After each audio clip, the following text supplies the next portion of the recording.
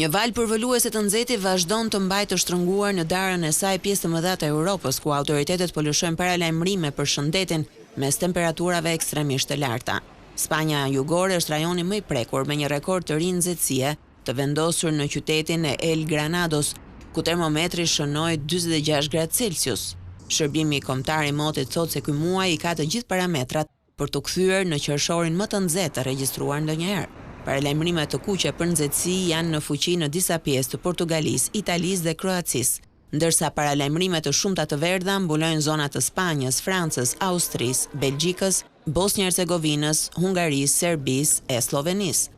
Në Barcelonë një grua që punonte si pastruese rrugësh ndroi jetë pas ndryshimit të turnit dhe vdekja e saj po hetohet nga autoritetet lokale. Në Itali, departamentet e urgjencës në të gjithë vendin kanë raportuar një rritje të rasteve të goditjes nga nxehtësia që ka prekur kryesisht të moshuarit, të sëmurët ose të pastrehet. Qyteti i Bolonjës ka ngritur 7 qendra klimatike me ajër të kondicionuar dhe ujë të pishëm, ndërsa Roma ka ofruar qasje falas në pishinat e qytetit për personat mbi 70 vjeç. Nxehtësi ekstrem ka prekur edhe vendet në të gjithë Ballkanin Perëndimor, ku temperaturat kanë mbritur në mbi 40 gradë Celsius.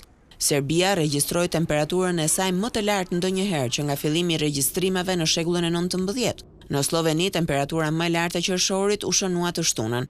Maqedonia e Veriut po ashtu regjistroi 42 gradë Celsius. Ekspertët presin që gjatë ditëve të ardhshme temperaturat të vazhdojnë rritjen në Francë, Gjermani, Itali dhe Mbretërinë e Bashkuar.